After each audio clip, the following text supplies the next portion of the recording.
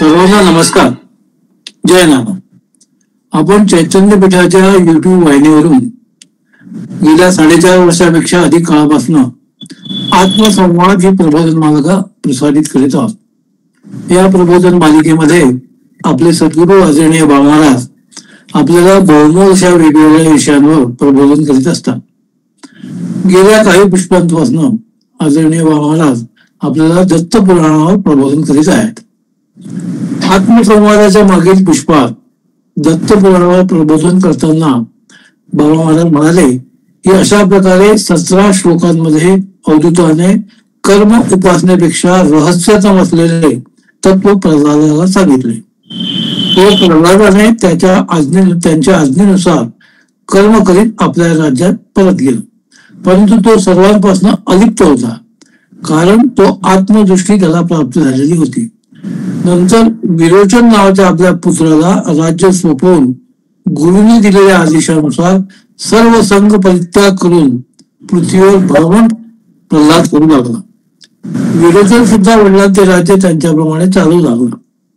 पुढच्या श्लोकात महाराज लिहितात की बली नावाच्या विरोचन पुत्राने इंद्रादिकांना त्यांच्या अधिकारांसह जिंकून त्यांना स्वर्ग लोकातून हाकलून काढले. तेव्हा देवांनी विष्णूची स्तुती केली.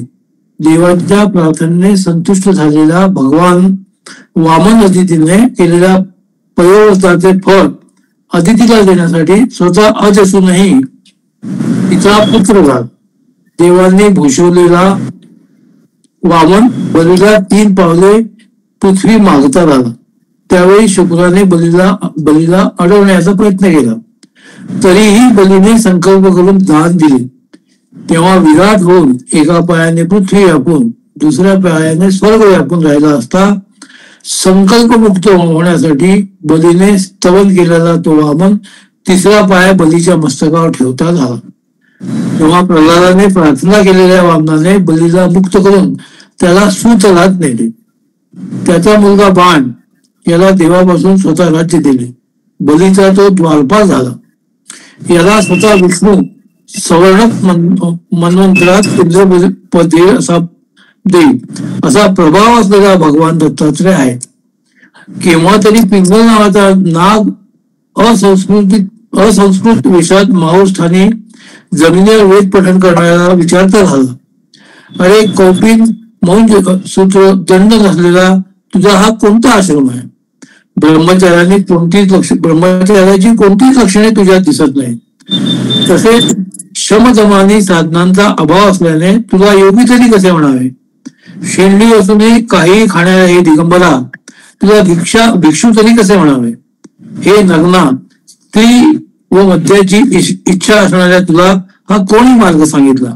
भगवान म्हणतात की तू सांगितलेल्या 4 आश्रमांशिवाय हा माझा 5वा आश्रम आहे, जो कोणताही विकल्प न धरता आत्मरूपाला परमात्मा रूपाने पाहतो, जो वैराग्यशील आहे आणि ज्याला शत्रू नाही, त्याचा हा 5वा आश्रम आहे.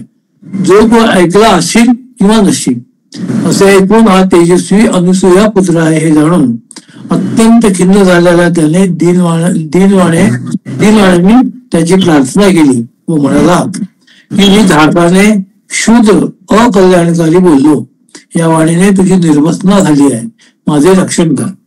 अशा प्रकारे परमेश्वराला क्षमा याचना करून अपरोक्ष अनुग्रह प्राप्त करणारा तो पिंगल स्वतःच्या आश्रमात गेला. त्याचप्रमाणे साख्य देवांना भगवान दत्तात्रयाने सहज सांगितले. सात्विक बुद्धीने ग्रहण करावी, अंतःकरण शांत करावे, गर्व, आक्रोश, दुसऱ्यांचा अपमान इत्यादी गोष्टींचा त्याग करावा, दुसऱ्यांनी कठोरपणे योजलेल्या वाणीला सहन करावे, जसा रंग तसे मुनी दुर्जन चोर यांच्याबरोबर वागावे, हे सारे दैव आहे असे मानावे. वाणी नेहमी उत्तम ठेवावी, दुसऱ्याच्या नाशाचा विचार करू नये, दान कबूल केले असल्यास द्यावे, आत्मकल्याणाची कास धरावी, निंदा आणि प्रशंसा यामध्ये समान राहावे, सदैव आनंद, दुर्वचनापासून माघार हाच कल्याणाचा मार्ग ग्रहण करण्यास योग्य आहे असे भगवान दत्तात्रयाने सांगितले आणि देवांनी त्याचा स्वीकार केला. अशा प्रकारे सूर, ऋषी प्रमुख इत्यादी भगत भावाला प्राप्त झाले. अनन्य भक्तीने हा परमपुरुष परमात्मा लक्ष आहे. पुण्य कर्म केल्याने तो प्राप्त होतो. या परमात्म्याच्या स्मरणात अर्जुन, अलर्क, आयु, राम, विष्णुदत्त, यदू, वेदशर्मा, दीपक हे सारे त्याच्या भक्तीमध्ये प्रमुख आहेत. जो जो क्रियाशील ज्या ज्या भक्तीचा आधार घेतो त्याला त्या भक्तीमध्ये स्थिर करून हा तिन्ही रूपांचा स्वामी त्याच्या चित्तातील मनोरथ पूर्ण करतो. अशा प्रकारे श्री प्रल्हादिकांना उपदेश करणारा दुसऱ्या अष्टकातील 8वा अध्याय इथे समाप्त होतो, असे आदरणीय म्हणाले. पुढे ते म्हणाले की यानंतरचा भाग आपण बघणार आहोतच, पण या निमित्ताने केवळ आणि केवळ स्वामी महाराजांची काहीतरी सेवा आपल्या चैतन्यपीठ वाहिनीवर व्हावी या उद्देशाने या ग्रंथाचे भावार्थ निरूपण करायला सुरुवात केली आहे. हा स्वामी महाराजांचा अलौकिक असा ग्रंथ आहे. त्याची इतर ग्रंथांशी तुलना होऊ शकत नाही. स्वामी महाराजांनी केवळ एका चातुर्मासात हा ग्रंथ लिहिला. स्वामी महाराज म्हणतात की एका अर्थाने श्री दत्तात्रय भगवानांचे सांगणे झाले. असा हा आगळा वेगळा अद्वितीय ग्रंथ दुर्दैवाने अनेक दत्त भाविकांना माहीत नाही, असे आदरणीय महाराज म्हणाले. 18 पुराणाच्या व्यतिरिक्त हा ग्रंथ आहे. आपल्या पदात्पर गुरूंनी लिहिला आहे ही आपल्यासाठी एक अभिमानाची गोष्ट आहे. स्वामी महाराजांची यशक्काय प्रतिमा तिरुपती परिवाराचा झेंडा घेऊन आपले गुरु परमपूज्य नाना महाराजांनी आजीवन याला पुढे नेले व त्रिपुरी परिवाराने हा झेंडा पार देशाबाहेर नेला. असे हे दत्तपुराण सर्व भाविकांपर्यंत पोहोचावे या उद्देशाने आपण हा आगळा वेगळा ग्रंथ चर्चेसाठी घेतला आहे व दुसऱ्या अष्टकातील शेवटचा अध्याय इथे समाप्त केला आहे. व यानंतरचा दत्तजयंतीचा आठवडा आहे. या दत्तजयंतीच्या आठवड्यामध्ये आपण या विषयावर वेगळ्या पद्धतीने चिंतन करणार आहोत. याचे सूत्र मात्र हेच राहणार आहे. या निमित्ताने या प्रसंगी आपल्या भाविकांना काहीतरी बोध करावा, या संदर्भात काहीतरी विशेष आणि वेगळे असे विचार आपण मांडावे असा माझा विचार आहे. अर्थात करता करिता दत्तच आहे असे सांगून आदरणीय बाळाने आपल्या प्रवचनाला ते सर्व विराम देतात. मी त्यांना विनंती करतो की त्यांनी आजच्या प्रवचनाला सुरुवात करू. नमस्कार.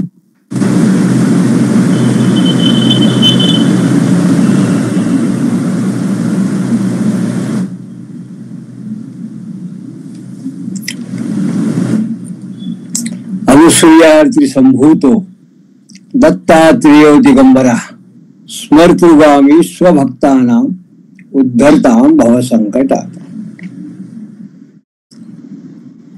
सिद्धांत अवधूत चैतन्य श्री गुरुदेव दत्त. मागल्या पुष्पात आपण परमपूज्य दत्तावतार अशा वासुदेवानंद सरस्वती टेंबे स्वामी महाराज यांनी जणू काही आपल्या समग्र भक्तांवरती आणि दत्त भक्तांवर कृपा करण्यासाठी जणू स्वतः भगवान दत्तात्रेयांनी आदेश दिल्याप्रमाणे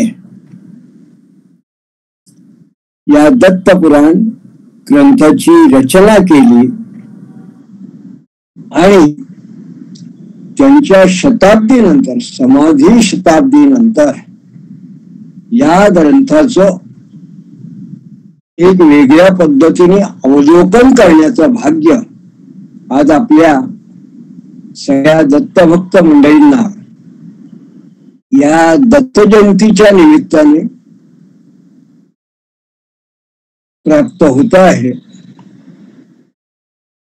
कारण सर्वसामान्य माणसाला, विशेषतः मराठी माणसाला, भगवान दत्तात्रेयाची वर्षभर जरी आठवण झाली नाही तरी त्याचा भिंतीवरचं कालनिर्णय किंवा एखाद्या त्याच्या रोजच्या दैनंदिन त्याचा जो कामात जात असतो तिथे जवळपास जर एखादं दत्त मंदिर असेल, त्या दत्त मंदिरातल्या दत्त जयंतीच्या उत्सवाच्या निमित्ताने भगवान दत्तात्रेयाची नक्की आठवण होते. आणि मग त्याच्या मनामध्ये एक कुतूहल निर्माण होतं. त्यांना याच संबंधी काही माहिती नाही त्या लोकांना सुद्धा भगवान दत्तात्रेय हा कितपत माहिती आहे हे तर आपल्याला कल्पना आपण करू शकतो. पण बरेच वेळा अन्य दत्त संप्रदायिक जी मंडळी आहे जी कुठल्या न कुठल्या पद्धतीने भगवान दत्तात्रेयाची उपासना करतात त्यांना सुद्धा भगवान दत्तात्रेयाचं दत्त पुराण नावाचं एखादं पुराण असं अस्तित्वात आहे याची कल्पना नाही. असं मी विक्षून सांगतो, नव्हे तर अगदी ज्याला अधिकार पूर्ण अशा पद्धतीने सांगू शकतो. कारण जवळजवळ गेली 50 वर्ष मी जेव्हा नाना महाराज असताना आणि नाना महाराज गेल्यानंतर वेगवेगळ्या दत्त सांप्रदायिक मंडळींमध्ये फेरफटका करतो, त्यांच्याशी माझा संवाद होतो, काही लोकांच्या कार्यक्रमात मी जातो,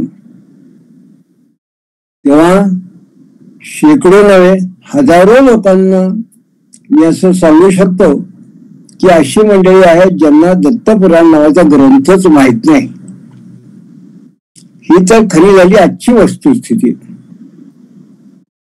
म्हणून आपल्या परम सद्गुरूंनी किंवा परात्पर गुरूंनी ज्या ग्रंथाची निर्मिती केली तो ग्रंथ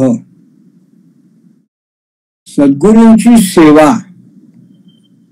आपल्या गुरूंच्या मनातलं इप्सित ओळखून आपल्या गुरूंनी त्यांच्या गुरूंची सेवा करण्याकरता आजीवन जर काही व्रतस्थ असल्याप्रमाणे जो मार्ग त्यांनी अंगीकार केला त्या आपल्या सद्गुरूंच्या दाखवलेल्या मार्गावर चालत असताना आपल्या स्वामी महाराजांच्या साहित्याचा प्रचार प्रसार करणं हे आपलं आद्य कर्तव्य आहे असं समजून आपण हा दत्तपुराण हा ग्रंथ हा चर्चेसाठी घेतला. आणि अगदी साधा घोरात कष्ट स्तोत्र जरी आपण म्हटलं, अगदी लक्षावधी लोक याचा पाठ करतात. 100 वर्षात कोट्यावधी लोकांनी याचा जप केला असेल, इतक्या पद्धतीने याचा जप झाला असेल. पण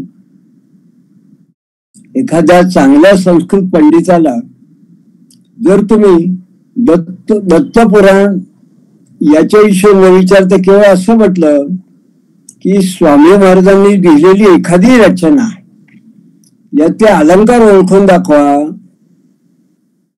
याच्यामध्ये जे काही त्यांनी उपमा विशिष्ट अलंकार आहे किंवा छंद आहे याच्याबद्दल आम्हाला काही माहिती सांगा, तर मी म्हणणाऱ्या विद्वानाला प्रश्न पडेल.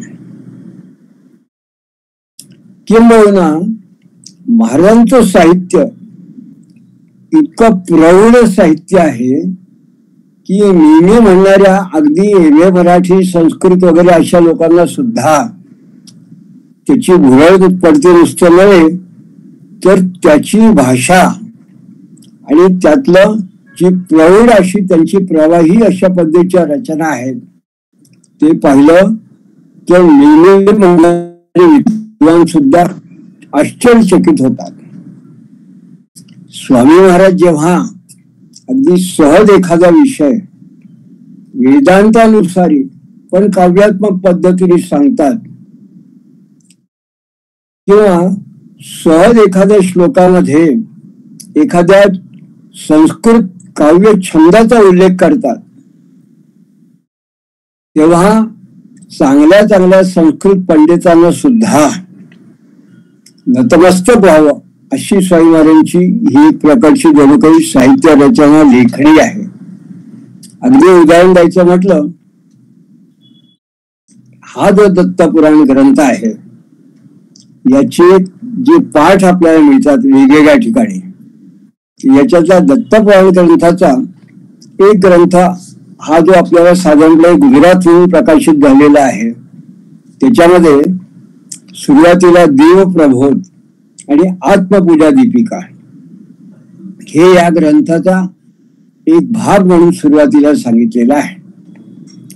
मग या देवप्रबोधामध्ये किंवा त्याच्यानंतरचं जे काही त्यातली आणखी रचना आहे ती जर या दत्तपुराणातलीच फक्त, कारण याचा भाग आहे, त्या ग्रंथाचा भाग आहे, ती जर फक्त आपण लक्षात घेतली तर आपल्याला असं वाटेल की अरे हे आपण कसं ऐकतो आहे, हे आतापर्यंत अशा पद्धतीचं आपण संस्कृत काव्य कधी ऐकलं आहे का. अगदी सहज उदाहरण म्हणून मी सांगतो की समस्त दोष शोषणम सभक्त चित्त तोषणम निजाश्रित प्रपोषणम यतिश्वराग्रभूषणम त्रयी शिरो विभूषणम प्रदर्शितार्थ दूषणम भजे त्रिजंगतेषणम विभू विभूती भूषणम. त्या पद्धतीने हा जो यमक आणि श्लेष आहे संस्कृत काव्यातला, हा आपल्याला एक वेगळंच काहीतरी अनुभव करून देणार आहे.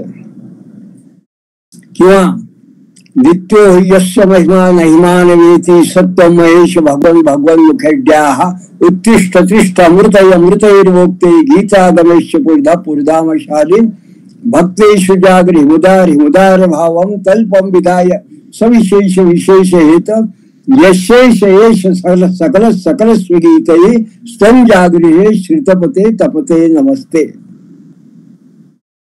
आणि महाराजांनी भगवान दत्तात्रेयांच्या भक्तांची शिष्यांची थेट पुराण कालापासून जी काही मांदी आहे त्याचं सहज एका श्लोकात वर्णन करताना ते म्हणतात, द्वारे जनचवती स्थितिकार्ती वीर्य प्रल्हाद येश यदुलेश मदाल साध त्वाम दृष्टु कामितये मुनर्योपचाह नुत्तिष्ठ दर्शे निजम सुरुकम प्रसीद. अशा पद्धतीने महाराजांनी सहज उल्लेख केला आहे या कार्तिकेय प्रल्हाद वगैरे या भक्तांचा. ही जशी रचना आहे तसं आत्मपूजा दीपिकेतलं आपण जर म्हटलं तर यत्किंचित जगती त्रिश तत्वया वास्य विद्यते वस्त्रस्तेना पितम तेनम परानंदा हतास्तुमे.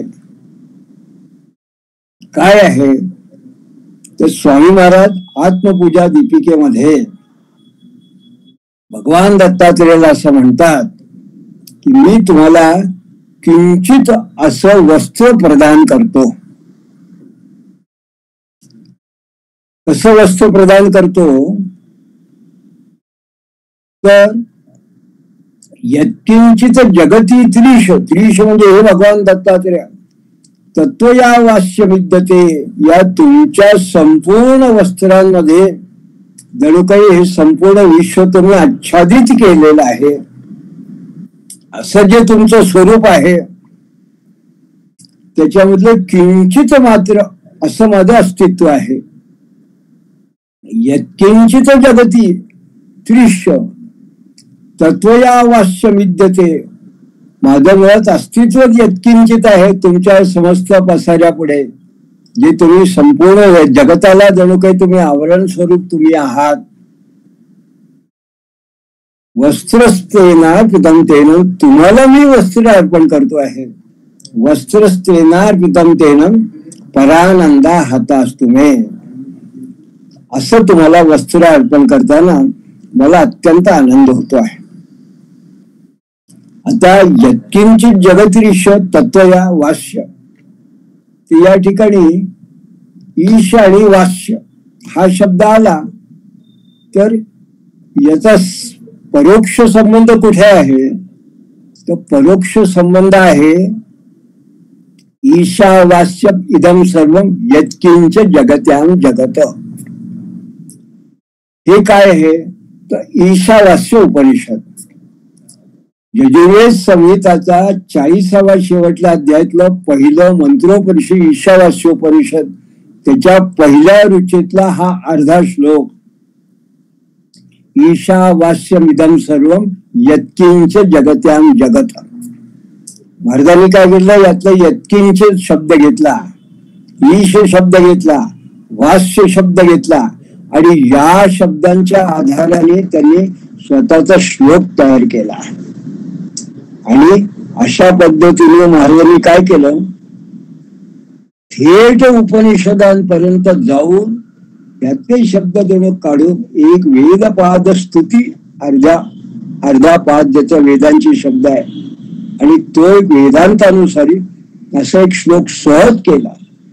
अशा आत्मपूजा दीपिकेची ही जी पूजा आहे, याची प्रत्येक पूजा आपण एक एक उपचार म्हटलं तर आपल्याला कल्पना येते की काय महाराजांची अलौकिक अशी प्रज्ञा असेल.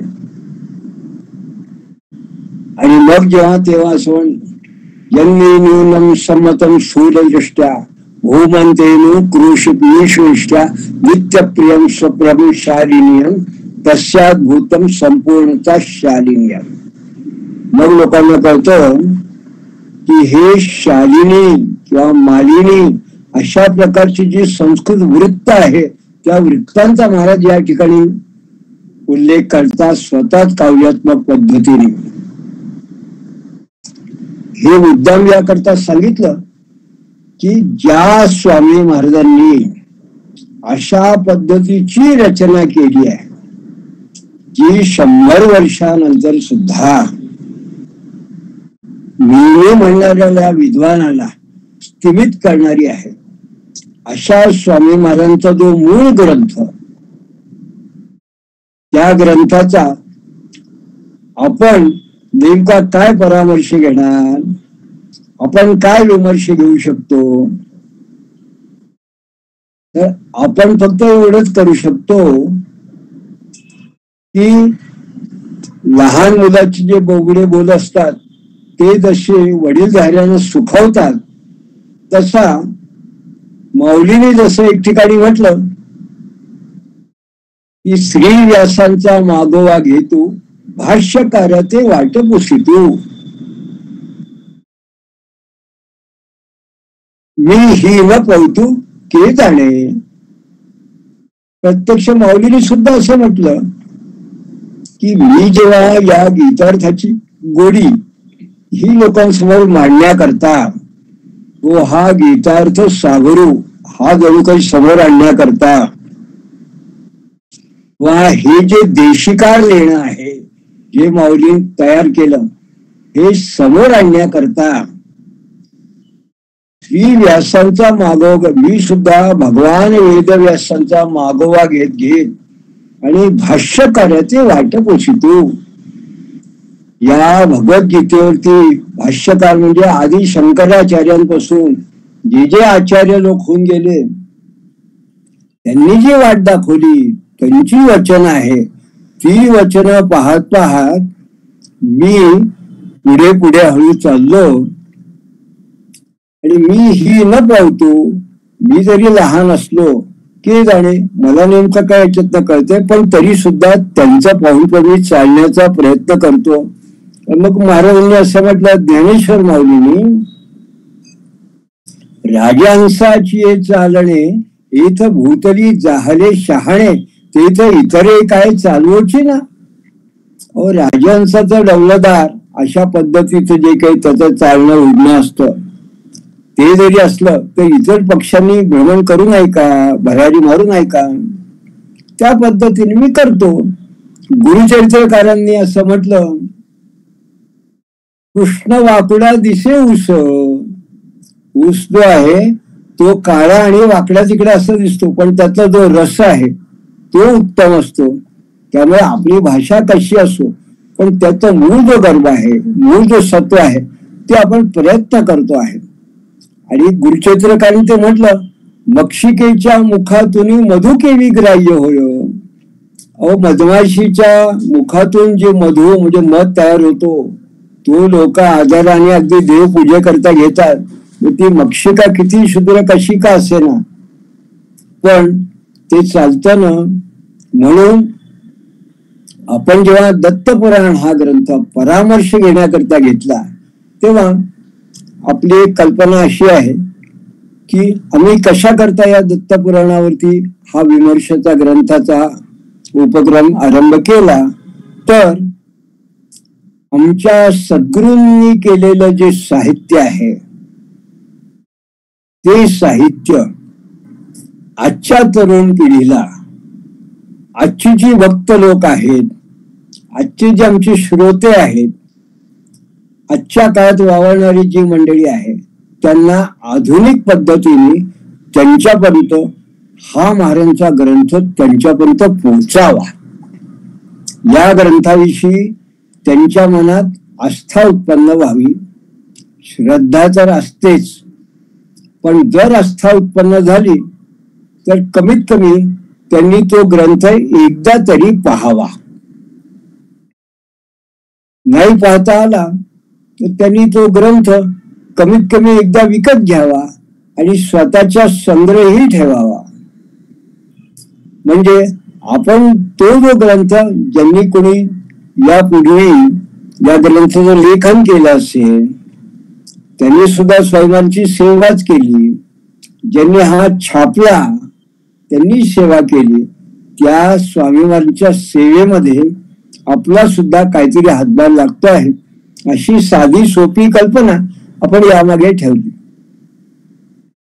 मी म्हणणाऱ्या विद्वानांना जर का दत्तपुराण हा स्वतः लक्षात येत नाही तर मी ही न पावतो माझ्यासारखा माणूस हा कुठल्या पद्धतीने या दत्तपुराणावरती एकदम भाष्य करेल याची कल्पना मला आहे. मग अशा आपण नेहमी संत वचनाचा आश्रय घ्यावा. साळुंकी मंजुळ बोलत असे वाणी, बोलविता धनी वेगळाची, कायम या पामरे बोलावी उत्तरे, परी विश्वंभरे बोलाविले. मग मी जे काही बोलतो ते कोण बोलतो तर स्वामी महाराजांची इच्छा असावी, नानांची प्रेरणा आणि त्रिपदी परिवारचं कार्य हे डोळ्यासमोर ठेवून आपण महाराजांची सेवा म्हणून आपण दत्तपुराणाचा हा उपक्रम सुरुवात केला. आता माझ्यासारख्या माणसाला जेव्हा अशा पद्धतीने दत्तपुराण या विषयावरती लोकांपर्यंत पोहोचवणं इतपत साधारणपणे ज्याला लौकिक ज्ञान आपण याला म्हणू, गरबीत अर्थ नाही, लौकिक ज्ञान हे जर का प्राप्त होण्याकरता जवळजवळ 50 वर्ष गेली असं मी म्हणतो. आणि गेल्या काही महिन्यापासून आपण दत्तपुराणावरती बोलायला सुरुवात केली. तर याचा सरळ अर्थ असा आहे की 51 वर्ष जेव्हा स्वामी महाराजांचं साहित्य अवलोकन करता करता जेव्हा आज मी दत्तपुराण या विषयावरती बोलतो आहे तेव्हा या दत्तपुराणाचा अन्योन्य असा हा जो माझा प्रवास आहे गेल्या 50 वर्षाचा, तो आज मला संक्षेपाने कारण या ठिकाणी उलगडायचा आहे.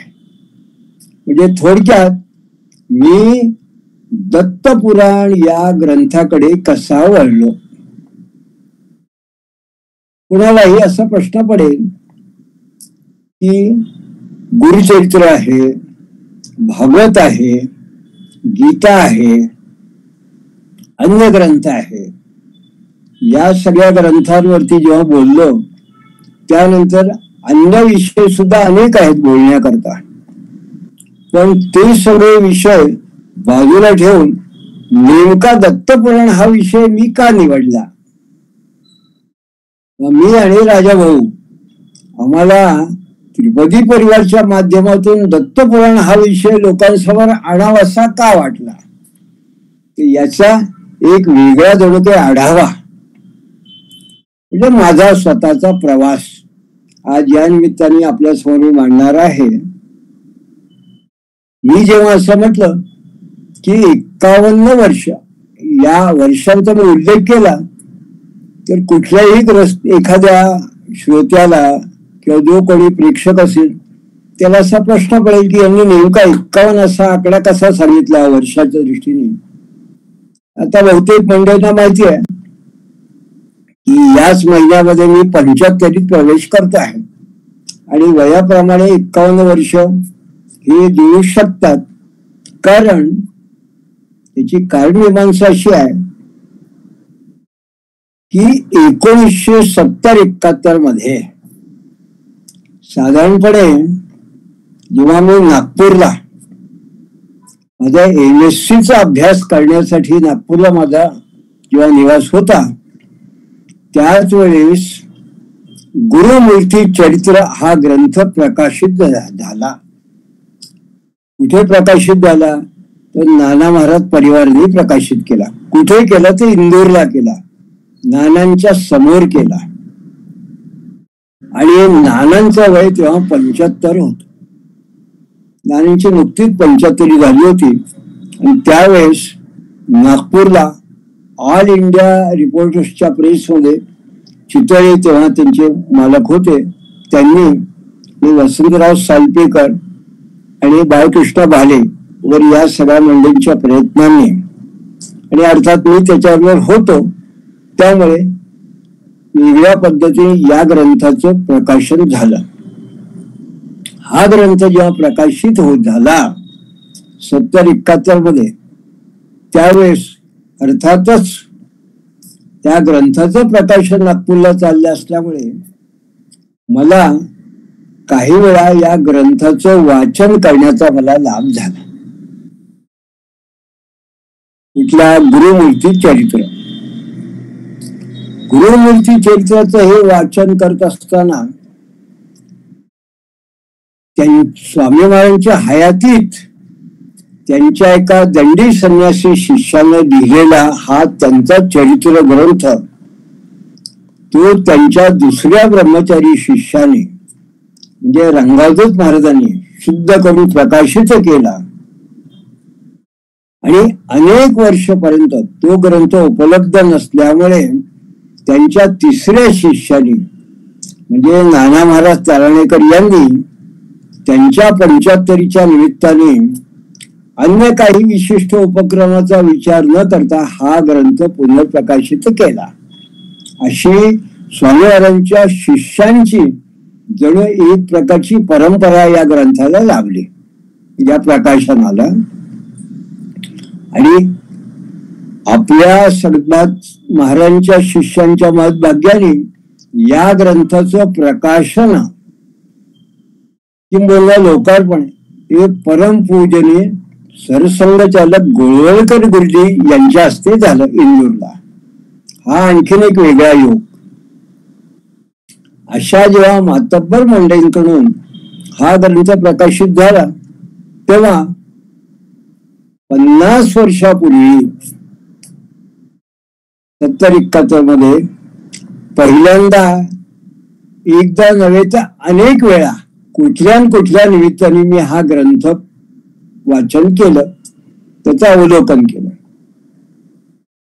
मग ते अवलोकन केल्यानंतर पुढली जवळ काही 17 वर्ष, कारण त्यानंतर मी MSc झालो, नोकरीला लागलो. नोकरी लागल्यानंतर मग यथावकाश कधी जळगावला, कधी नागपूरला माझा दैनंदिन भूवैज्ञानिक म्हणून माझा प्रवास सुरू झाला. आणि या प्रवासाबरोबर आणखीन एक प्रवास कसा सुरू झाला, तर महाराजांचा ग्रंथ वाचल्यानंतर त्रिपदी मला माहित होती, कारण त्रिपदी आमच्याकडे होत असे. सप्तशती गुरुक्षेत्र मला माहित होतं, कारण नानांच्या वेळेसपासून त्याची परंपरा आपल्याकडे आहे. सत्यदत्त पूजा ही माहित होती, कारण ती सुद्धा होत असे. पण ज्या एका अशा महान आचार्यांनी सप्तशती गुरुचरित्र, घोरात कष्ट स्तोत्र, त्रिपदीचा प्रार्थना स्तोत्र आणि दिगंबरासारखा मंत्र हा ज्यांनी प्रत्यक्ष निर्माण केला, ज्यांच्या हातून याचं सृजन झालं, त्यांचे अन्य ग्रंथ याची मला जणू काही ओढ लागली. मग मी पहिल्या या 17 वर्षाच्या काळामध्ये जे 87-88 पर्यंत जेव्हा केव्हा कुठे जंगलात जायचं असेल, कॅम्पवर जायचं असेल, तर स्वामी महाराजांचा एखादा कुठला तरी ग्रंथ घ्यायचा, कारण तोपर्यंत महाराजांचे ग्रंथ 52 सगळे संपूर्ण प्रकाशित झाले होते. गोळवणे महाराजांनी जेव्हा स्वामी महाराजांचे समग्र 12 खंड प्रकाशित केले, तिथं स्वामीवारांच्या जन्म शताब्दीच्या वेळेस म्हणजे 1954 मध्येच प्रकाशित होते. आणि हळूहळू ते सगळे ग्रंथ देशामध्ये जे स्वामींची भक्त मंडळी होती त्यांच्याकडे ते उपलब्ध असत. त्यामुळे 17 वर्षाच्या या कालावधीमध्ये हळूहळू महाराजांचा एक एक ग्रंथ न्यायचा, मग तो बघायचा, मग त्याचा जर मराठी अर्थ समजण्यासारखा असेल तर ते काहीतरी शोधून काढायचं. कारण 17 वर्ष मोठा काल आहे. त्यावेळेस माझी अनेक वेळा पुण्याला फेरी झाली, त्यामुळे गोलडीमांच्या आशीर्वाद मला जाणं झालं. दत्त महाराजांचा माझा परिचय झाला. झुरळे काका, झुरळे महाराज त्यांनी अनेक साहित्य अशा प्रकारचे प्रकाशित केले होते. स्वामी महाराजांचं साहित्य, पण सप्तशती गुरुचरित्र हे त्यांनी सुद्धा प्रकाशित केलं होतं. तेही मला त्या काळात पाहण्यात आलं. काही जुने संदर्भ ग्रंथ भगवान दत्तात्रेयांचे ते मला बघण्यात आले. आणि अशा प्रकारचं हळूहळू मी महाराजांचं साहित्य बघायला सुरुवात केली होती. विशेषतः जशी त्रिपदी परिवारात ज्ञानाने जणू काही स्वामी महाराजांचीच आठवण आणि त्यांच्या शिष्यांची पण आगळा वेगळा असा अलौकिक अशी दत्तभावनी, अशी ही 52 ओव्यांची दोह्यांची दत्तभावनी ही जेव्हा त्रिपदी परिवारात आली, त्यामुळे कुठल्या तरी पद्धतीने का होईना गुजराती वाचनाची सवय लागली. म्हणून मग त्या मधल्या काळामध्ये मी जेव्हा गुरुलीलामृत या ग्रंथाचं काही काळ वाचन केलं, तेव्हा रंगाजोत महाराजांनी दत्तपुराण आणि दत्त महात्म्य याच्यावर आधारित एक भाग, गुरुचरित्र आणि द्विशास्त्री याच्यावर आधारित एक दुसरा भाग, आणि गुरुमूर्ती चरित्र आणि स्वामी महाराजांचं चरित्र याच्यावर आधारित तिसरा, असं 3 भागामध्ये एक वेगळा असा महान ग्रंथ गुरुलीलामृत तयार केला गुजराती भाषेमध्ये. तो जेव्हा मी वाचला तेव्हा मला स्वामी महाराजांच्या साहित्याविषयीची उत्सुकता अजून वाढली. आणि अशा पद्धतीनं मी हळूहळू स्वामी महाराजांच्या साहित्याकडे जसं वळलो, तसं एक एक ग्रंथ ज्या पद्धतीने जसं मिळेल तसं वाचन करायला सुरुवात केली. काही ग्रंथांचे मराठी अनुवाद मिळाले, काही ग्रंथ बघतो जसे वेद तुल्य असे ग्रंथ केवळ संस्कृत आपण वाचतो तसं तोडकं संस्कृत समजून काही ग्रंथ मी तसेच वाचले, मूळ संस्कृत वाचले. आणि योगायोगाने मग त्या संस्कृत ग्रंथाचा मला मराठी अर्थ अनपेक्षितपणे चालून आला. तसा बोधनकर आणि पिंपळापुरे ही नागपूरची विद्वान मंडळी, स्वामी महाराजांच्या साहित्यावरती अग्रहार असलेले असे चिंतक, या मंडळींनी जेव्हा द्विशास्त्री गुरुचरित्र या ग्रंथावरती एक वेगळा भाष्य ग्रंथ तयार करण्याची त्यांची इच्छा होती, तेव्हा पिंपळापुरे आणि ही मंडळी ही स्वतः नानांना जेव्हा भेटायला आली, पिंपळापुरे नानांना नागपूरला भेटायला येत असत. आणि स्वामी महाराजांच्या साहित्यावरती लिहिणारे, भाष्य करणारे एक अतिशय उत्कृष्ट उत्तम असे साहित्यिक संस्कृत पंडित असं पिंपळापुऱ्यांचं लेखन आहे. त्यांनी जेव्हा या द्विशास्त्री ग्रंथाचं टीका आणि त्याच्यावरती विमर्श अशा पद्धतीने ग्रंथाचं प्रकाशन करायचं जेव्हा ठरवलं होतं, ती मंडळी जेव्हा इंदोरला भेटायला आली तेव्हा मी योगायोगाने नानांच्या तिथे उपस्थित होतो. मग त्यांनी नानांशी जेव्हा बोलणं झालं तेव्हा नानांनी माझ्यावर कामगिरी सोपवली. यांना आपल्याला आता या ग्रंथाची प्रस्तावना पाहिजे आहे. किंवा स्वामी महाराजांचा द्विशास्त्री सारखा ग्रंथ त्याची प्रस्तावना जरी नाना सांगणार आहेत, पण तो ग्रंथ आपल्याला आधी समजायला हवा, म्हणून मग तो द्विशास्त्री ग्रंथ, त्या ग्रंथावरची स्वामी महाराजांची मूळ टीका आणि मग त्याच्यावरची चूर्णिका, हे जे 3 त्यांनी दिलं होतं त्याचा माझा अभ्यास झाला. आणि तो मराठी अभ्यास झाल्यानंतर विशिष्ट पद्धतीने त्याच काळात मला वैद्य यांनी लिहिलेला द्विशास्त्रीवरचा स्वामी महाराजांनी जे मूळ जी टीका आहे त्यांच्या इच्छेप्रमाणे जणू काही त्यांनी केलेल्या टीका ती सुद्धा मला बघायला मिळाली.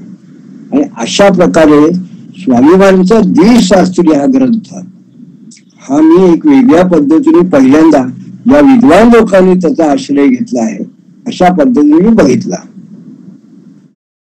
मग अशा पद्धतीने द्विशास्त्री जेव्हा बघितल्यानंतर मग यथोचित ज्ञानांचा आशीर्वाद लेखनिक म्हणून जो लिहिला त्यामुळे तो प्रकाशितही झाला.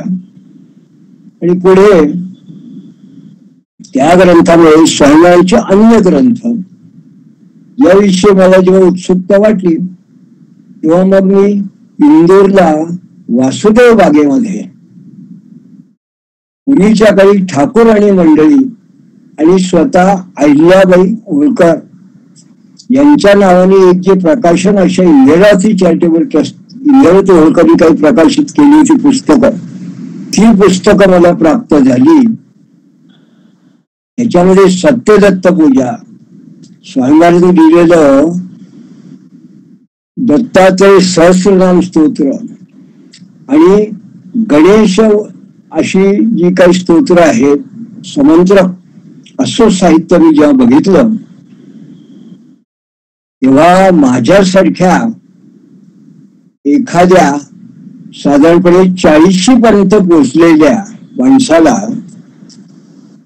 माणसाला म्हणण्यापेक्षा एखाद्या व्यक्तीला, मुलालाच, कारण 88 पर्यंत 37-38 असं माझं वय होतं. त्या काळापर्यंत असे ग्रंथ मी बघितल्यावरती स्वामी महाराजांचं साहित्य म्हणजे नेमकं काय आहे याची किंचित मात्र मला कल्पना यायला लागली असं मी समजतो. पुढे जेव्हा 88 नंतर 94 नंतर व्हॉलेंटरी घेतलं, स्वेच्छा निवृत्ती घेऊन मग आपण त्रिपदी परिवारचं कार्य करायचं आहे. त्याच्याबरोबर जेव्हा गुरुचरित्र विषय आपण काही काही ठिकाणी प्रवचनात मग जेव्हा हा विचार सुरुवात झाली आणि तशी त्रिपदीच्या निमित्ताने म्हणजे अनेक ठिकाणी गुरुचरित्र ग्रंथ प्रवचनात सुरुवात झाली. मग मी स्वामी महाराजांच्या अन्य ग्रंथाकडे वळलो. मग अन्य ग्रंथ कुठला तर स्वामी महाराजांनी लिहिलेला द्विशास्त्री, तो कल्पना होती, पण स्वामी महाराजांनी लिहिलेला समश्लोकी गुरुचरित्र हा ग्रंथ.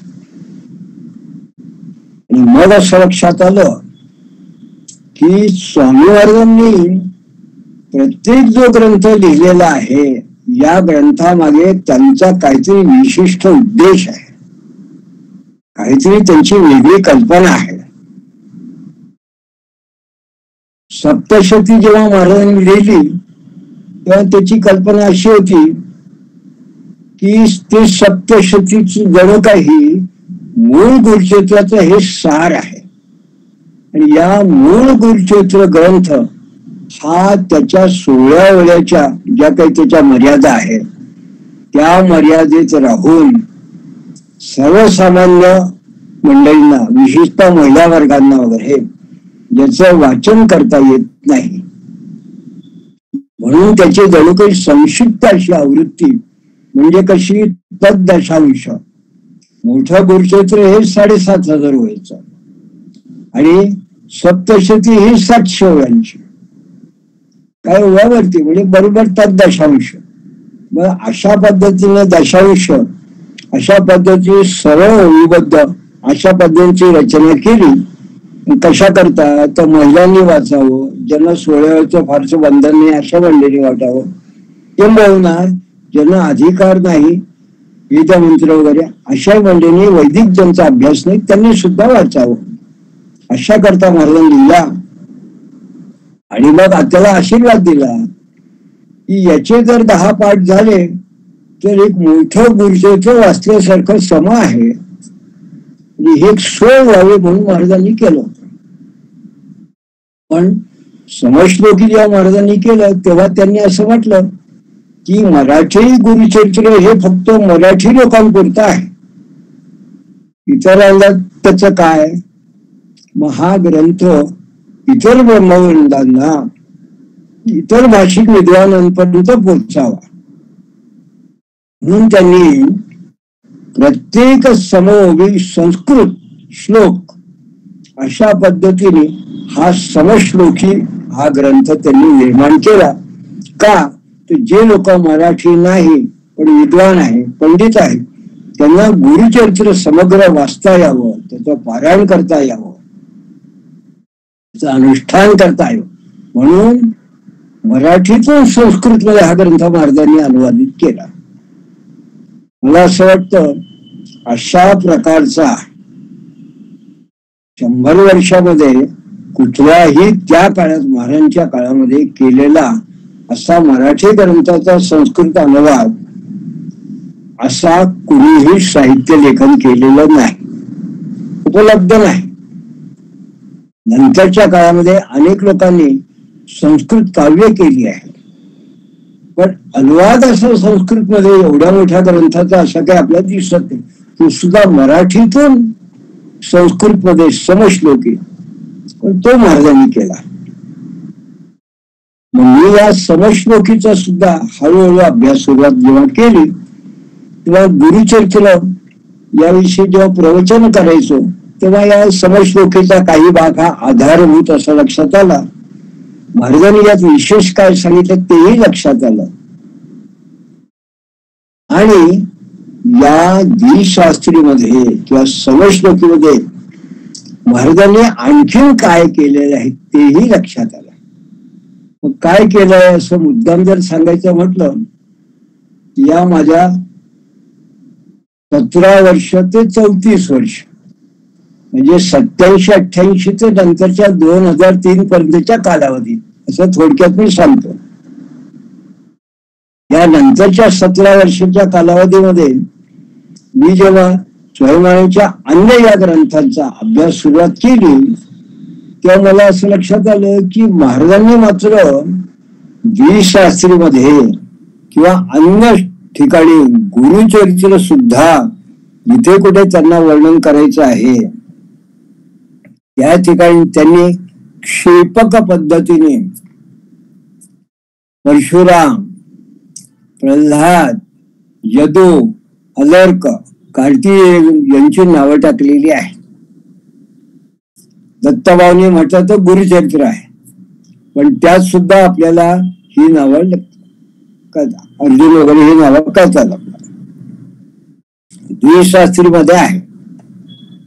ही नावं महाराजांनी कशी टाकली हा जेव्हा एक मोठा प्रश्न असतो. याला क्षेपक असं म्हणतात संस्कृतमध्ये. तर हा एक मोठा विद्वान लोकांसमोर मोठा प्रश्न असतो. पण स्वामी महाराजांसारखा एखादा अधिकारी जो कोणी असेल तोच अशा पद्धतीने एखाद्या सिद्ध ग्रंथामध्ये क्षेपक हा टाकू शकतो, कारण हा स्वामी महाराजांचा अधिकार आहे.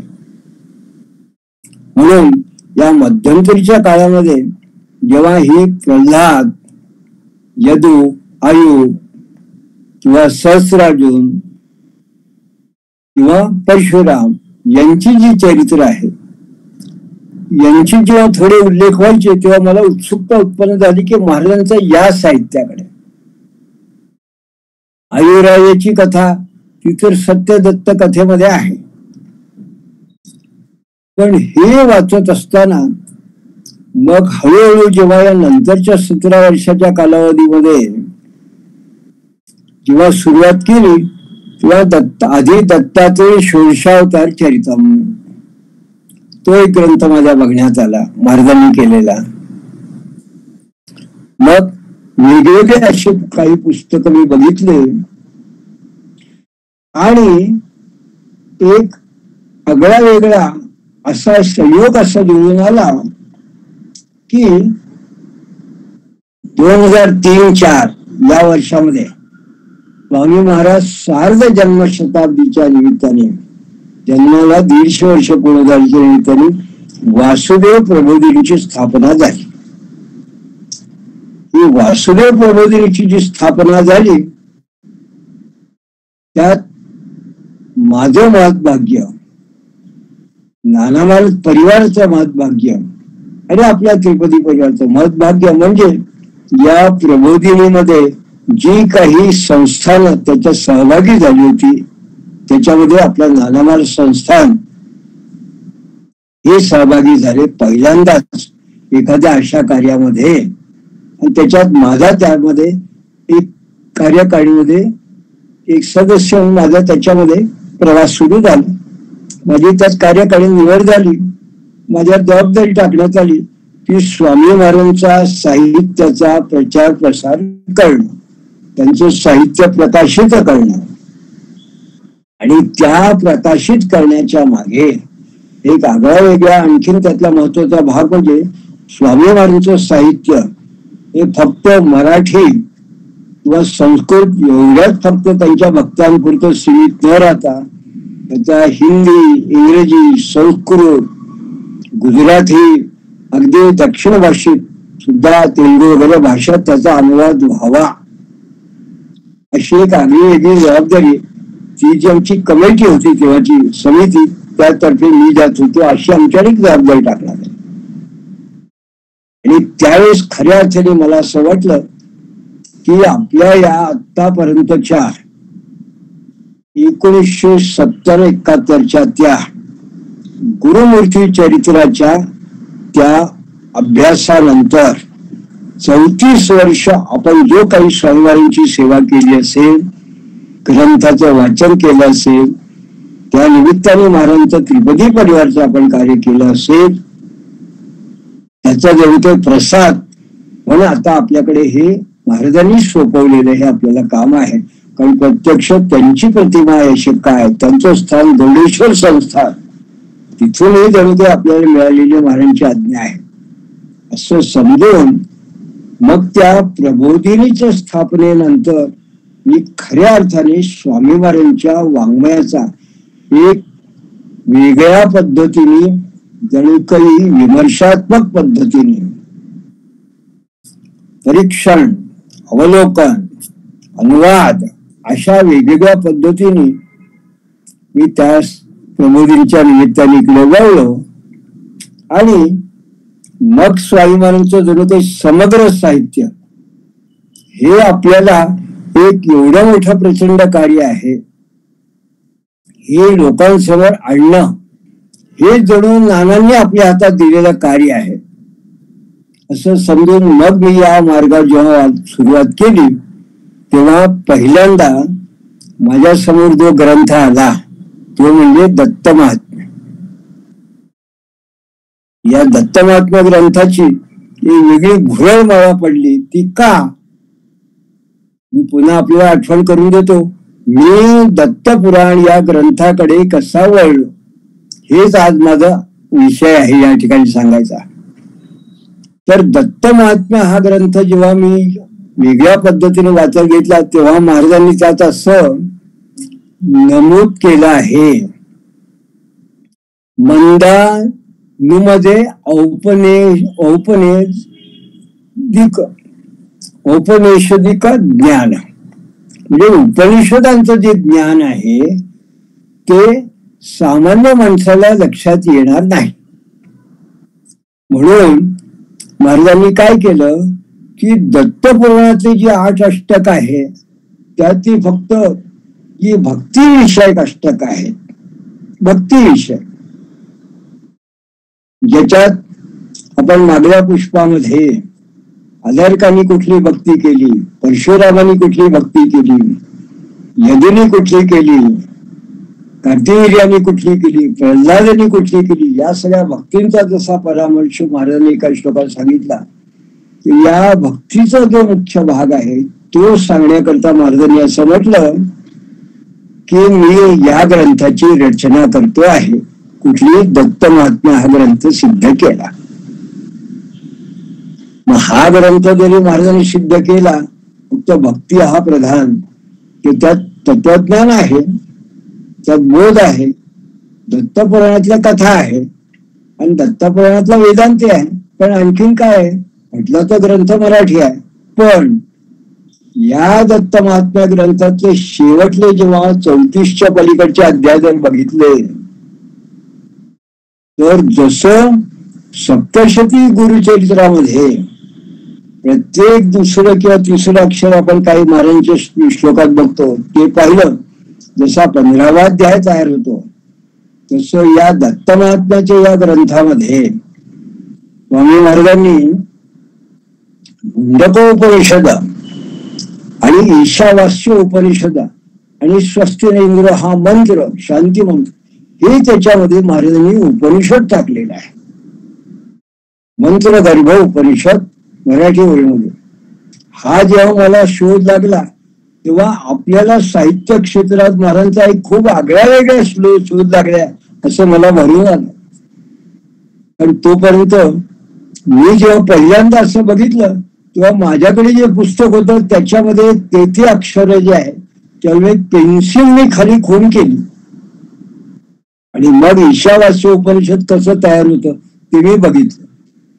आणि मग मला खऱ्या अर्थाने उत्सुकता लागली की अरे महाराजांनी ज्या मूळ ग्रंथावरून हा दत्त महात्म्य ग्रंथ सिद्ध केला आहे तो मूळ ग्रंथ कसा असेल. योगायोगाने एकीकडे जसा माझा दत्त महात्म्याचा अभ्यास झाला आणि महाराष्ट्रात प्रवचन सुरू असताना अनेक ठिकाणी जेव्हा मी या विषयावर बोलायला सुरुवात केली तर काही वेळा अनेक उत्तम चांगली जाणकार लोक जेव्हा ग्रंथ लिहितात त्यांना असं वाटतं की या क्षेत्रातला कोणी अभ्यासक असेल त्याची प्रस्तावना घ्यावी, त्याचा परामर्श असावा. म्हणून मग सोलापूर जेव्हा दत्त महात्म्य ग्रंथाविषयी प्रकाशन झालं त्याला मला प्रस्तावना देण्याची मला एक प्रकारे त्या लोकांचा आग्रह केला आणि ते माझ्यावरती मारण्याची कृपा की त्या दत्त महात्म्य ग्रंथाने मी प्रस्तावना लिहिली. भाऊ थावरे यांनी संपादित केलेला. मग डॉक्टर देशमुख यांनी ग्रंथ लिहिला, त्या ग्रंथाला प्रस्तावना लिहिली आणि मग हा दत्त महात्म्य हा ग्रंथ हा हिंदीमध्ये जेव्हा प्रबोधिनीच्या माध्यमातून प्रकाशित झाला त्याला सुद्धा माझी प्रस्तावना आहे. प्रस्तावना लिहिण्याचं मला भाग्य लाभलं आणि त्या ग्रंथाचं इंदोरला लोकार्पण आज अत्यंत प्रसिद्ध असलेले सगळ्यांना माहिती असले श्री गोविंद देवगिरी स्वामी महाराज यांच्या हस्ते त्याचं लोकार्पण झालं. असा जणू काही एक मजबूत पाया हा दत्त महात्म्याच्या दृष्टीने महाराजांच्या साहित्याचा महाराजांच्याच हस्ते त्यांनी जणू काही करून घेतला आणि मग हळूहळू मी स्वामी महाराजांच्या या दत्तपुराण ग्रंथाकडे वळलो. अशा पद्धतीने 34 वर्षानंतर जेव्हा प्रबोधिनी स्थापन झाली आणि मग स्वामी महाराजांचा कुठला तरी एक ग्रंथ घ्यायचा आणि प्रत्येक प्रबोधिनीच्या अधिवेशनामध्ये त्या ग्रंथावरती व्याख्यान द्यायचं. एखादा रिसर्च पेपर किंवा जे विद्यार्थी अभ्यासक असतात कॉलेजचे वगैरे त्यांच्या समोर एखादा विषय मांडायचा त्या ग्रंथासंबंधी. अशा पद्धतीने अनेक वेगवेगळे महाराजांचे ग्रंथ गेल्या 20 वर्षामध्ये मी कुठल्या व्यक्तीने मांडले. याच्यात एका वर्षी पंचपाक्षी घेतला, एका वर्षी कृष्णलहरी घेतला, एका वर्षी अन्य ग्रंथ घेतले. अनेक 20 वर्ष सातत्याने महाराजांच्या ग्रंथामध्ये बोलत असताना काही लेखन केलं, पेपर लिहिले, अनेक ठिकाणी प्रवचने केली. हे सगळं करत असताना काही ठिकाणी दत्तपुराण या ग्रंथावरती माझी प्रवचनं झाली, बोलणं झालं आणि पहिल्यांदा दत्तपुराण या ग्रंथावरती सांगली येथे स्वामी महाराजांच्या जणू काही आशीर्वादाने कदाचित त्यांची इच्छा असावी पुन्हा गुरुचरित्राचं तेच वचन मक्षिकेच्या मुखातून मधु केवी ग्राह्य होय या जणू काही त्या वचनाच्या अनुसरून जेव्हा मैदान दत्त मंदिर इथला शताब्दी सोहळा सांगलीला झाला तेव्हा 7 दिवस दत्त पुराणावरती मी पहिल्यांदा प्रवचने केली. त्यावेळेस खऱ्या अर्थाने दत्त पुराणाचा माझा वेगळ्या पद्धतीने मी अभ्यास केला. मग 7 दिवस दत्तपुराण या ग्रंथावरती बोलल्यानंतर एखाद्या माणसाला एक जणू काही कॉन्फिडन्स येतो, एक वेगळ्या प्रकारचा आत्मविश्वास उत्पन्न होतो की अरे आपण या ग्रंथावरती नक्की आपण काहीतरी बोलू शकतो, तितकं आपण वाचन करू शकतो. म्हणून मग आपल्याला आता पुढे जर कधी बोलायचा विषय आला तर आपल्याला आणखीन काही माहिती पाहिजे. म्हणून मग मी हळूहळू स्वामी महाराजांनी जसा मूळ संहिता त्याच्यावरचा भावार्थ पण मूळ त्याच्यावरची टीका साहेबांची स्वप्रबोधिनी ती टीका वाचावी. मग त्याच्या अनुषंगाने जो स्वामी महाराजांनी उल्लेख केले असतील ते ग्रंथ अवलोकन करावे, बघावे. असा मी जेव्हा अभ्यास सुरुवात केला तेव्हा हळूहळू मला असं लक्षात आलं की स्वामी महाराजांनी त्या काळामध्ये म्हणजे केवळ आता दंड कमंडलू आणि कौपिन छाटी 2 छाट्या आणि 3 लंगोट्या एवढ्या वस्त्रप्रावरण असा घेतलेला असा हा दंडी संन्यासी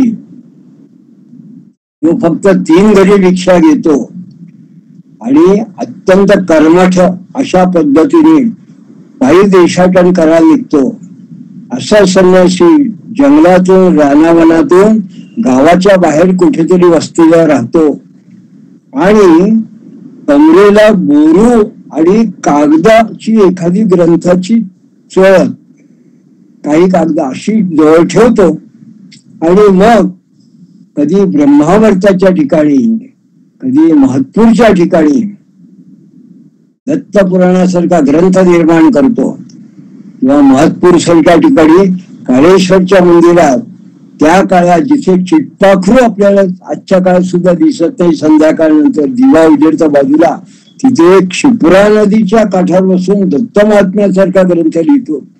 असा या संन्यासाचं अलौकिक असं हे जे ज्ञान आहे. पण हे कसं आहे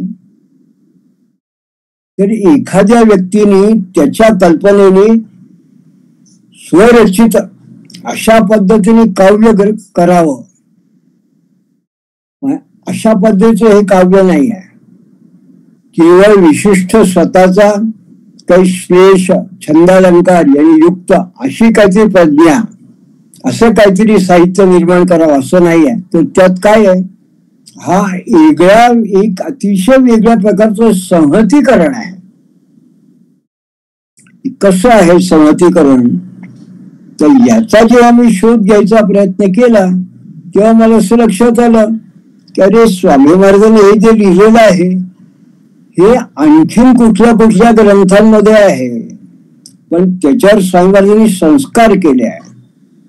म्हणजे थोडक्यात म्हणजे काय थोडं उघड करून सांगायचं म्हणजे दत्तपुराण याच्यात ज्या कथा आहे जे विषय सांगितले आहेत ते जर एखाद्याने मूळ ग्रंथ पाहायचा म्हटला आपल्याला असं लक्षात येईल की आपण काही भाग जो आहे तो आता जो आपण 2 अष्टकं झाली आहे 3ऱ्या अष्टकातून आपण जेव्हा बघणार आहोत तेव्हा त्यात आपल्याला असं लक्षात येईल की यात जी अजरकाची कथा आहे, परशुरामाची कथा आहे, कार्तिवीर्य अर्जुनाची जी कथा आहे किंवा अगदी पुढची जी आधीच्या काही कथा आहेत या कथा कशात आहे या कथा मार्कंडेय पुराणात घेतल्या आहे.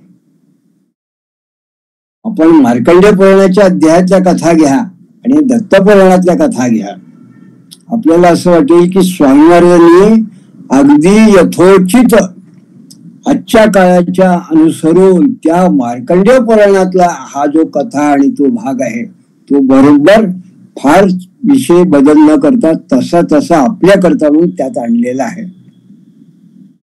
सामान्य माणसाला भागवत आणि महाभारत किंवा इतर रामायण या ग्रंथाच्या पलीकडे जर का त्याचा फारसा जर विचार नसेल तो मार्कंडेय पुराणासारखं पुराण कधी बघणार आहे. पण महाराजांनी तो मार्कंडेय पुराणातलं बघितलं, म्हणून मग मी ते मार्कंडेय पुराण मला एक ठिकाणी उपलब्ध, मग ते मी पाहिलं. मग एकदम काही गोडी लागली की महाराजांनी हा विषय कुठून घेतला असेल. मग लक्षात आलं की ही जी कथा ही नारद पुराणातली आहे, अमुक एक जो भाग आहे तो भागवतातला आहे, आणि हा जो भाग आहे हा ब्रह्मांड पुराणात महाराजांनी घेतलेला आहे. जसा हा पुराणांचा विषय निघाला, मग लक्षात आलं की अरे यात तो उपनिषद आहे. मग कुठलं उपनिषद म्हणावं. मग यात काही भाग अवधूत उपनिषद आहे, काही दत्तात्रेय पूर्वतापिनी उपनिषद, काही दत्तात्रेय उत्तरतापिनी उपनिषद, काही जाबाल दर्शन उपनिषद आहे. या उपनिषदातून महाराजांनी घेतलेलं आहे. आणि योगाबद्दल तर काय सांगावं. महाराजांनी या 2 अष्टकांमधल्या 16 अध्यायामध्ये पहिला जर भाग सोडला तर जे जे काही योगांविषयी 3 वेगवेगळ्या ठिकाणी वर्णन केले आहे, हा योग कुठला असा जर एखाद्याला बघायचा असेल तर त्याला योग वसिष्ठ, पतंजली योगदर्शन, अथर्ववेदातला अथर्वण योग जो आहे तो, याज्ञवल्क्यांचा योग, आणि अशी योगासंबंधी जी काही ग्रंथ असतील ते त्यांनी पाहिल्यानंतर मग स्वामी महाराजांनी एक वेगळाच विषय वेगळ्या पद्धतीने मांडला आहे हे त्याला लक्षात येईल. पण याच्याकरता काय आहे, तर याच्याकरता ते ग्रंथ एखाद्याने त्या पद्धतीने बघायला पाहिजे. ही केवळ स्वामी महाराजांची कृपा, म्हणून मला ते प्राप्त झाले आणि बघताही आले, उपनिषद बघता आले. आणि काही ठिकाणी तर मग अनपेक्षितपणे अशा कथा सुद्धा लक्षात आल्या.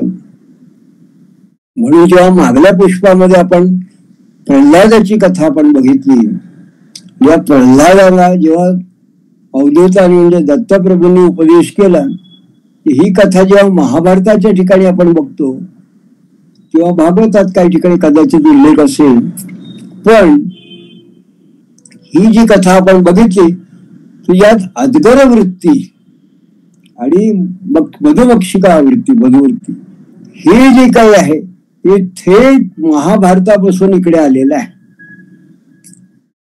आणि हा जो संवाद आहे भीष्म आणि युधिष्ठिराचा, त्यात आलेली ही जी कथा ही महाराजांनी बरोबर दत्तपुराणामध्ये आपल्याला आणली.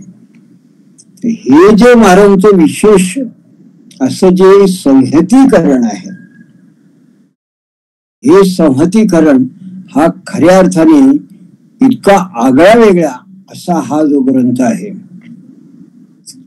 विशेष म्हणजे हे करत असताना महाराजांचं वैशिष्ट्य म्हणजे त्यांची अत्यंत चपलक अशी शब्द योजना, त्यांचं संस्कृत काव्य, अलंकार, आणि कुठेही त्याचा जो आपण म्हणतो की त्याची लेवल आहे, त्यांचं जे वेदांताचं असे त्यांची जी भूमिका आहे, त्या भूमिकेमध्ये प्रत्येक कुठल्या प्रसंगानंतर भगवान दत्तात्रेय हा कसा श्रेष्ठ आहे अशी त्यांची नितांत श्रद्धा. आणि अद्वैत हे त्यांचा मुख्य जो वेदांतावरचं त्यांचं जे श्रद्धा, या 2 गोष्टीचा कुठेही ते विसर पडू देत नाही. पण भगवान दत्तात्रेयांवरची त्यांची श्रद्धा नव्हे तर जणू काही हे स्वतः जेव्हा असं म्हणतात की जणू काही दत्तानेच हे सगळं कार्य त्यांच्याकडनं करून घेतलं, असं सुरुवातीला त्यांनी म्हटलंय. पण याच्यामध्ये सांगताना जेव्हा ते असं म्हणतात की या भगवान दत्तात्रेयाचं श्रेष्ठत्व कसं, तर सुरुवातीला त्यांनी त्या एका ब्राह्मणाच्या निमित्ताने हा जो षोडश संस्कार आपण सामान्य म्हणतो त्याच्या ऐवजी 48 संस्कारात झालेला असा जो संन्यास्त चतुर्थाश्रमाला असा हा जो संन्यासी आहे विद्वान, याच्या मनामध्ये जो वेदांत विषयी संभ्रम आहे आणि देवांविषयी देवतेविषयी संभ्रम आहे तो कसा दूर करावा.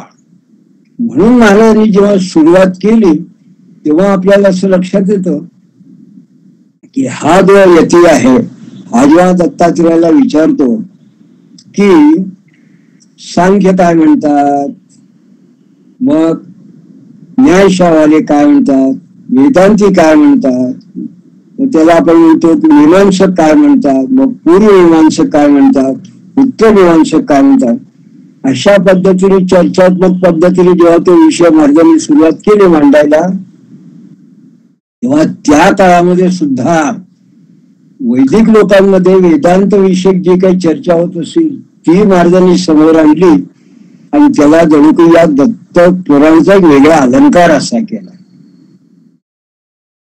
प्रांजळपणाने मला या ठिकाणी सांगायचं आहे की ही जी वेदांत चर्चा महाराजांनी केलेली आहे ती आज सुद्धा मी म्हणणाऱ्या वेदांती माणसाला सहज समजावी अशी नाही, पण ते स्वामी महाराजांचं एक प्रकारचं साहित्य आहे, ती स्वामींची रचना आहे आणि केवळ त्याचं आपण अवलोकन जरी केलं, वाचन जरी केलं तरी ती सुद्धा आपण स्वामींची एक प्रकारची सेवा आहे. अशाच पद्धतीने आपण जेव्हा वेदांत हा विषय स्वामींचा आपण बघतो तेव्हा मला अनुभवाने असं सांगायचं आहे की हिंदीमध्ये सुद्धा लोक असं म्हणतात की आपण जेव्हा एखाद्या दगडावरती मेहंदी पान सारखं जर का आपण त्या दगडावर घासलं तर मग त्याला हळूहळू रंग यायला लागतो. रंग लेती है हिना पत्थर पर घिसने के बाद. हिना म्हणजे मेहंदी. हा जेव्हा कुठल्या तरी काळामध्ये दगडावरती सतत जेव्हा आपण त्याला आपण वाटतो ते मेहंदीची पानं तेव्हा कुठेतरी त्याला रंग येतो. म्हणून त्या एका शायरने असं म्हटलं, रंग लेती है हिना पत्थर पर घिसने के बाद और इंसान आगे बढ़ता है अनुभव लेने के बाद. मी अनुभव हा सौम्य शब्द वापरला कारण त्या कवीने असं म्हटलंय, इंसान आगे बढ़ता है ठोकरे खाने के बाद. एखाद्या माणसाला ठोकर लागली, अडचण आली की मग तो पुढे वाढतो. साहित्यात सुद्धा तुम्हाला जेव्हा एखादी गोष्ट तुम्हाला कळेनाशी होती आणि तुम्हाला खरोखर ओढ असेल तर मग तुम्हाला हळूहळू कळायला लागतो. म्हणून स्वामी महाराजांचा वेदांत हा जर का कळायचा असेल तर तुम्हाला त्याचा वारंवार वारंवार वारंवार वाचन श्रवण करायला पाहिजे अशी माझी धारणा आहे. आणि ते करायला पाहिजे का, तर केवळ तुम्हाला ज्ञान व्हावं म्हणून नाही, तुम्हाला स्वामी महाराजांची सेवा घडावी म्हणून. कोणाकरता केलं त्यांनी, आपल्याकरता केलं, आपल्या शिष्यांकरता केलं. शिष्यो वै पुत्र हा असं संस्कृतला म्हटलं आहे. शिष्यो वै आत्मा हा. एखाद्या गुरुचा शिष्य हा आत्मा असतो. शिष्य हा मुलासारखा असतो. त्याच्याकरता गुरु काहीतरी करतो. त्याच्याकरता स्वामी महाराजांनी जर ग्रंथ निर्मिती केली, पुत्राचं कर्तव्य काय आहे, त्यांनी कमीत कमी त्याची काहीतरी जाण ठेवावी. म्हणून स्वामी महाराजांनी जेव्हा उल्लेख केला, आजीवितम त्रयस्यैवम वेदांत गुरु ईश्वरा, प्रत्येक माणसाने आजीवन 3 गोष्टीची कात धरली पाहिजे. वेदांत, वेदाचं ज्ञान, गुरु म्हणजे आपला गुरु, यांची काहीतरी सेवा उपासना, आणि ईश्वर म्हणजे ईश्वराची भक्ती. या ठिकाणी आपण असं म्हणावं की स्वामी महाराजांचं साहित्य आपल्याकरता वेदांत, स्वामी महाराजांची आठवण, त्यांची उपासना ही गुरुभक्ती, आणि ईश्वर म्हणजे दत्त, कारण स्वामी महाराजांनी ती उपासना आपल्याला दिली. का, पूर्वे ज्ञान प्राप्त आहे. सुरुवातीला आपल्याला या मार्गामध्ये, अध्यात्म मार्गात, या मार्गामध्ये आपल्याला काही गती प्राप्त व्हावी, ज्ञान पूर्वे ज्ञान प्राप्त, पश्चात कृतज्ञता निवर्ते. आपलं काम झालं. महाराजांचं साहित्यातलं मी सप्तशतीचे पाठ केले, मी त्रिपदीचं पारायण केलं, मी घोरात कष्टाचे पाठ केले, माझं काम आटपलं. आता काय, मग आता जेव्हा गरज पडेल तेव्हा नव्हे तर पश्चात कृतज्ञता निवर्ते. त्यांच्यामुळे आम्हाला अनुभव आलाय ना, त्यांच्यामुळे ज्ञान प्राप्त झालं ना, त्यांनी साहित्य दिलं आहे ना, सोपं साहित्य तर वाचतो, पण त्यांनी काही केलं आहे, लोकांच्या उपकाराकरता केलं आहे, मग त्याचं वाचन का करू नये? वाचन जर करता आलं नाही तर कमीत कमी सध्याच्या साधनाने श्रवण तरी का करू नये? त्याच्याकरता का कंटाळा करावा? म्हणून किंचित कठोरपणाने पण आपलेपणाने मला सांगायचं आहे की दत्तपुराण मंडळी जेव्हा श्रवण करतात तेव्हा त्यांनी सेवा आपण महाराजांची करतो आहे, महाराजांचं साहित्य आहे, ते श्रवण करणं ही सुद्धा एक प्रकारची त्यांची सेवा आहे. अशा पद्धतीने पुन्हा पुन्हा ते श्रवण करावं. नव्हे तर आणखीन जे परिचित असतील त्यांना आमच्या महाराजांनी नेमकं काय केलं आहे त्या ग्रंथाचं वैशिष्ट्य प्रचार प्रसार होण्यासाठी म्हणून अन्य लोकांना सुद्धा उद्युक्त करावं. म्हणजे आपण स्वामी महाराजांच्या त्या ऋणातून काही अंश मुक्त होऊ शकतो अशी माझी धारणा आहे. म्हणून आम्ही दत्तपुराण हा जेव्हा ग्रंथ घेतोय त्याच्याशी चर्चा करतोय तेव्हा पहिली गोष्ट सांगायची म्हणजे दत्तपुराणावर मी प्रवचने केली. आधी 7 दिवस केली, इंदोरला 3 दिवस केली, 2 वर्षापूर्वी जबलपूरला 3 दिवस केली, अनेक ठिकाणी एकाच प्रवचनात बोललो. पण स्वामी महाराजांचा हा ग्रंथ समग्रपणे प्रत्येक श्लोक हा लोकांपर्यंत आणावा. कोणी आणावा हे कोणीतरी केलं तर पाहिजे ना. लेखन सोपं आहे, प्रकाशन सोपं आहे, पण ते लोकांना वाचायला लावणं हे अवघड आहे. लोक वाचणार नाही हे तितकंच अवघड आहे, हे सगळ्यांना माहिती आहे. पण कमीत कमी जर कोणी तो ग्रंथ वाचून त्याविषयी काही सांगतो आहे तर महाराजांचा एखाद्या भक्ताने त्या ग्रंथाचं आपण श्रवण करावं आणि इतरांना ते श्रवण करण्याकरता उद्युक्त करणं हे मात्र निश्चितपणे सोपं आहे असं मला वाटतं. त्याच्याकरता आठवड्यातून 1 तास आपण जेव्हा त्रिपदी परिवारची स्थापना केली तेव्हा आपण असं म्हटलं की त्रिपदी परिवारला काय पाहिजे आहे, आमची काय अपेक्षा आहे. प्रत्येक व्यक्तीने एका महिन्यातून 1 दिवस 1 तास आम्हाला द्यावा, त्याचा वेळ द्यावा. त्याविषयी काय करावं, सामुदायिकपणे त्यांनी एकत्र जाऊन त्रिपदी करावी, आमची एवढीच अपेक्षा. कशा करता तर त्या प्रार्थनेमुळे, सामुदायिक प्रार्थनेमुळे तुमच्यावरतीच महाराजांचे उपचारक असा प्रभाव निर्माण व्हावा, महाराजांची कृपा व्हावी. तर या त्रिपदीचा प्रभाव आहे आणि त्याचा अनुभव आला म्हणून आज 25-30 वर्ष आपण सामुदायिक त्रिपदी करतो आहोत. आज पुन्हा मला असं लोकांचं सांगणं आहे की महाराजांचं जेव्हा आपण साहित्य घेतो आहे तेव्हा प्रत्येकानं एका आठवड्यात कमीत कमी 1 दिवस 1 तास का होईना पण स्वामी महाराजांची ही अद्वितीय जी रचना आहे दत्तपुराण ही अतिशय सोप्या पद्धतीने केवळ ऐकून नव्हे तर दृकश्राव्य पद्धतीने अगदी तुम्ही टीव्हीचे चॅनल पाहता, न्यूज पाहता, सिरियल पाहता त्या पद्धतीने जमेल तशा पद्धतीने अगदी पार्ट बाय पार्ट तुकड्या तुकड्यात बघावं.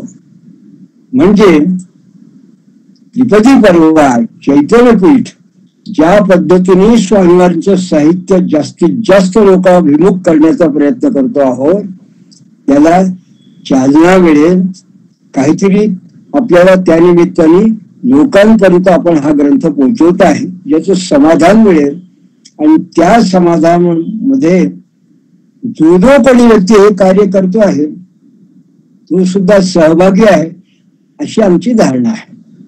म्हणून मला सांगणं आहे की या दत्तपुराणाचा याच्या पुढे जेव्हा जेव्हा आपण परामर्श घेणार आहोत तेव्हा प्रत्येकाने कर्तव्य म्हणून तरी आपण जर का हे महाराजांचा ग्रंथ आपण जर अवलोकन केला, श्रवण केला आणि आता तर नवीन पद्धतीप्रमाणे मोबाईलवर सुद्धा कुठेही असताना बघता येतो. त्यामुळे शनिवारीच बघायला पाहिजे असं नाही, त्या आठवड्यात केव्हाही बघा. त्याच्या आधीचे भाग इच्छा असेल की नाही खरोखर सेवा पहिल्या भागापासून सुरुवात करा. नेटवर उपलब्ध आहे. सध्याचा भाग हा 27-28 आहे. म्हणजे 28 पहिल्या भागापासून आपण दत्तपुराणाविषयी बोलतो आहे, तो बघा, पुन्हा पुन्हा अवलोकन करा. कदाचित त्यानंतर आपल्याला दत्तपुराण हा ग्रंथ बघायची इच्छा होईल. मग दत्तपुराण ग्रंथ जर बघायची इच्छा झाली तर स्वामीवांचा हा ग्रंथ ज्यांनी अत्यंत कष्ट करून छापला आहे त्यांना मदत म्हणून तो ग्रंथ तुम्हाला आपल्या घरी आणण्याची इच्छा होईल. आणि घरी आणण्याची इच्छा झाल्यानंतर मग तो कधीतरी वाचायची इच्छा होईल, अशी आमची सदिच्छा आहे. आणि ही सदिच्छा कोणाला आहे? महाराजांना आहे. महाराजांनी या अशा पद्धतीने लोकांना प्रेरणा द्यावी. लोकांनी अशा पद्धती इतरांपर्यंत का तर महाराजांचं साहित्य हे जास्तीत जास्त लोकांपर्यंत पोहोचावं ही आमची सदिच्छा आहे. दत्तपुराणाविषयी तर आपण अनेक गोष्टी बोलण्यासारख्या आहेत, पुढेही बोलणार आहे.